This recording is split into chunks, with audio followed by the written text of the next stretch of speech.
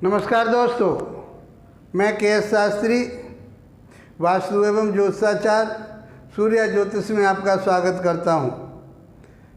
मित्रों, ज्योतिष के बेसिक ज्ञान में ग्रहों का कारकत्व चल रहा है। प्रत्येक ग्रह हमारे जीवन में एक विशेष महत्व रखता है और उन ग्रहों के माध्यम से ही हमारे अंदर जो ऊर्जा है वो विद्यमान है। आत्मबल, मन, शक्ति, ताकत, ये सब बुद्धि से वाणी, ये सब हमने आपको चर्चा में बता दिया। सूर्य का बताया, चंद्रमा का, मंगल का, बुध का। आज हमारा जो विषय रहेगा, जो हमारे जीवन में अहम भूमिका निभाता है, वो ग्रह है बृहस्पति देव। अध्याय 36 में ग्रहों का विस्तृत स्वरूप ये हमारा आज चल रहा है और उसमें बृहस्पति देव की बात होगी। बृहस्पति देव हमें क्या क्या चीज़ देते हैं, उनसे हम क्या कुंडली में किस किस चीज़ का विश्लेषण करते हैं, उस चीज़ की चर्चा रहेगी। समझिए दोस्तों, यदि हम बृहस्पति देव के लिंग की बात करें तो ये पुरुष लिंग में इसकी गणना होती है। ये पुरुष लिंग का ग्रह माना जाता है। संतान आदि पढ़ेंगे तो बहुत अच्छी भूमिका ये निभाएंगे और इससे हम बता पाएंगे कि आपके पौत्र और पुत्रियाँ, पौत्र और पुत्र इतने होंगे। पुरुष लिंग में इसकी गिनती होती है। ये ब्राह्मण वर्ण का है। यदि वर्णों को हम ध्यान में रखें हैं तो ये ब्राह्मण वर्ण का है। ब्राह्मण वर्ण जो धर्म कर्म पर चलने वाला हो, दूसरों को चलाने वाला हो, शास्त्रों को पढ़ने वाला हो, देवी देवताओं को मानने वाला हो, उनका आदर करने वाला हो, ऐसा ग्रह ये माना जाता है और ये मानव जीवन के में अपना प्रभाव देता है। सौम्य स्वभाव, इसका जो स्वभाव है वो सौम्य माना गया है। विनम्र, नम्रतापूर्वक वातावरण करने वाला, समाज में रहने वाला, ऐसा यदि भाव देखते हैं तो हम बृहस्पति देव से देखते हैं। यदि गुणों में चर्चा की जाए तो इसको सतोगुणी माना जाता है। जब इसके अंदर इतनी क्षमता है, सहनशीलता है, तो ये सत्वगुण प्रधान है। जितनी अच्छाइयाँ हैं,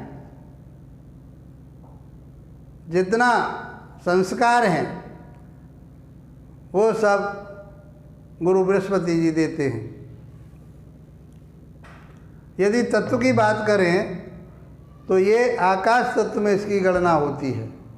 विस्तृत, सभी तरह से विस्तृत। ये ज्ञानी भी है, शास्त्रों का जानने वाला है, लोगों को अच्छे रास्ते पर ले जाने वाला है। आकाश जिस तरह से विस्तृत होता है उसी तरह से इसका कारकत्व माना गया है। कफ प्रकृति है। बृहस्पति देव कफ प्रकृति के हैं।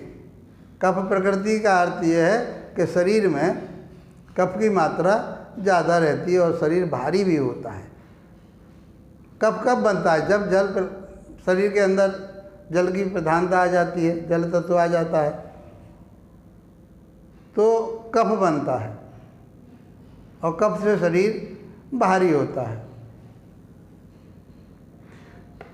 चर्बी का कारक माना गया है। शरीर में जितनी भी चर्बी है वो सब गुरु बृहस्पति जी से देखते हैं। कफ विकार भी इसी से देखा जाता है। शरीर के अंदर कहीं सूजन मालूम पड़ रही है, यदि बीमारियों की बातें करें ये सब बीमारियों की तरफ ही इशारा हो रहा है। चर्बी का बढ़ना, कि उसका शरीर इतना भारी है, उसको कैसे कम किया जाए। सूजन शरीर में कहीं भी है तो बृहस्पति देव कुपित हो चुके हैं आपके, उन पर बुरा प्रभाव है, इसलिए वो रोग दे रहे हैं। घर का वातावरण, घर का बनना, अच्छा घर मिलना, ये सब हम बृहस्पति देव से ही देखते हैं। विद्या, गुरुदेव बृहस्पति जी को विद्या का कारक माना गया है। और वो विद्या भी कैसी? जो सात्विक विद्या हो, श्रेष्ठ विद्या हो, अच्छाई की तरफ ले जाने वाली विद्या हो, धर्म कर्म की तरफ ले जाने वाली विद्या हो, ऐसी विद्या का कारक बृहस्पति होता है।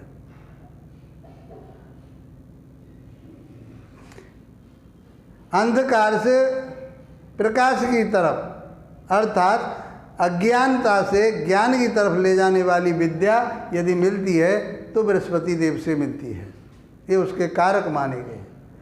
पुत्र, पौत्र अर्थात संतान, संतान के कारक भी, संतान देने वाले बृहस्पति जी हैं। विवाह, विवाह की आज्ञा देने वाले, विवाह कब होगा, कब इनकी आज्ञा होगी, तो विवाह को भी हम इसी से देखते हैं। गुर्दे का प्रतिनिधित्व भी बृहस्पति देव करते हैं। यदि रोगों में चर्चा चल रही है तो रोगों का प्रतिनिधित्व में गुर्दे का जो विकार है वो इन्हीं की वजह से होता है। ज्ञान, श्रेष्ठ ज्ञान जो मैंने अभी बताया, कैसा ज्ञान? जो अंधकार से प्रकाश की तरफ ले जाए, अज्ञानता से ज्ञान की तरफ ले जाए, वो ज्ञान। मंत्री, इनको मंत्री का कारक माना गया है। ये मंत्री माने जाते हैं, मंत्रणा देने वाले होते हैं, सलाह देने वाले होते हैं। कंसल्टेंसी यदि कहीं से सीखी जाए तो बृहस्पति देव जिस व्यक्ति के अच्छे होते हैं कुंडली में, वो सलाहकार माना जाता है। सलाह बहुत अच्छी दे सकता है दूसरों के लिए, जो अच्छे रास्ता दिखाती है, ऐसी सलाह देने वाला कंसल्टेंसी का काम। अच्छा ज्योतिषी बन सकता है, अच्छा मंत्री बन सकता है।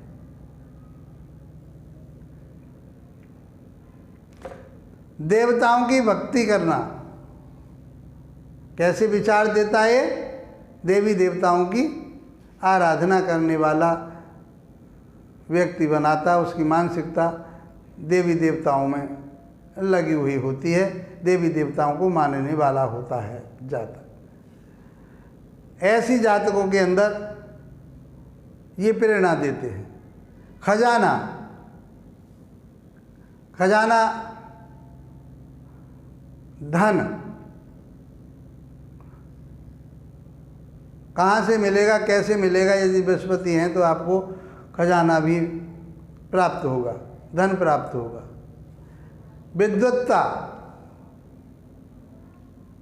आपको ज्ञानी बनाता है, पारखी बनाता है।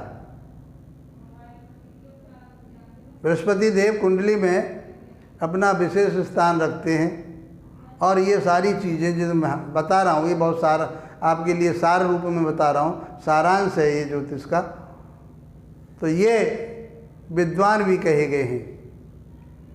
धन ये देते हैं। स्त्री की कुंडली में यदि हम पति का सुख देखें, जब हम विवाह और दाम्पत्य जीवन पढ़ेंगे तो उसमें हम बता पाएंगे आपको। फिर भी यहाँ जो आई है बात तो बतानी पड़ेगी। स्त्री के कुंडली में बृहस्पति देव अच्छे हैं, श्रेष्ठ कंडीशन में हैं, तो पति का सुख उस स्त्री को अवश्य मिलेगा। ऐसा कारकत्व बृहस्पति देव के पास है। इनका बड़ा शरीर होता है, भारी होते हैं, सीना चौड़ा होता है, मस्तक बड़ा होता है, ललाट इनका रौबीले से होते हैं, विनम्रता लिए हुए, पीले वस्त्र होते हैं, इनके सिर के बाल में भी पीलापन महसूस होता है। पीपल का वृक्ष, यदि जड़ी बूटियों की बात करें, वन्य जीवन में बात करें, तो पीपल के वृक्ष पर भगवान बृहस्पति देव का वास माना जाता है। ब्राह्मण और देवताओं का रहने का स्थान कहाँ रहते हैं? ब्राह्मण यहाँ रहते हैं, जहाँ विद्वान लोग रहते हैं। ब्रह्म ज्ञाना सो ब्राह्मणा, जिनको ब्रह्म का ज्ञान है, जो ईश्वर का ज्ञान जानते हैं, तत्सो अहम। ऐसे लोग जो देवी देवताओं पर का विश्वास करते हैं, उन पर विश्वास करते हैं,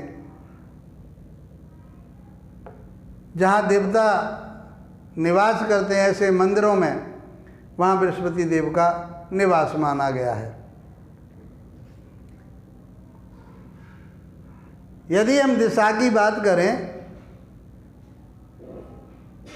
तो बृहस्पति देव पूर्वोत्तर ईशान दिशा, पूर्व का और उत्तर का जो मिड दिशा होती है, मध्यम दिशा होती है, 22.5 डिग्री इधर से 22.5 डिग्री 45 डिग्री के कोण पर जो दिशा आती है, उसको हम ईशान कोण बोलते हैं, ईशान दिशा बोलते हैं। वहाँ पर यदि हम बात करें तो इसे नॉर्थ ईस्ट भी कहते हैं। वहाँ पर भगवान बृहस्पति देव का वास होता है। मैं वास्तु की बातें, दिशाओं की बातें इसलिए आपके लिए साथ साथ बता रहा हूँ क्योंकि ये चीज़ें आपको आगे चल करके इनके बारे में सोचना नहीं पड़ेगा। यदि आपके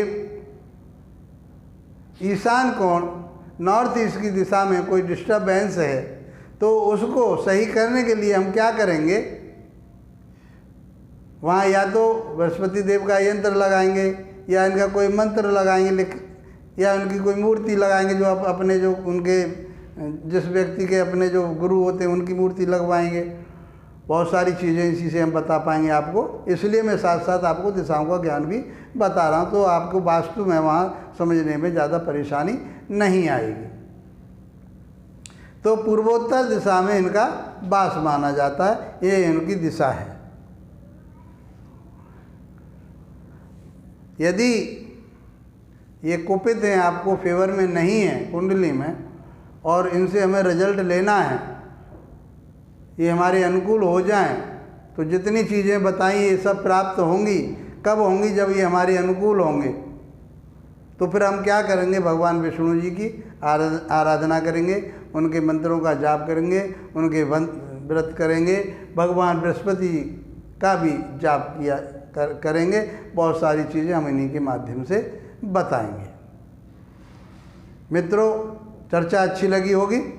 अच्छी लगी है? ये चर्चा मेरी आपको पसंद आ रही है तो इसको लाइक कीजिए, शेयर कीजिए, सब्सक्राइब कीजिए, बेल आइकॉन को दबाइए। मित्रों, कमेंट बॉक्स में अवश्य बताइए ताकि हम आपके प्रश्नों के उत्तर दे सकें। धन्यवाद दोस्तों, नमस्कार।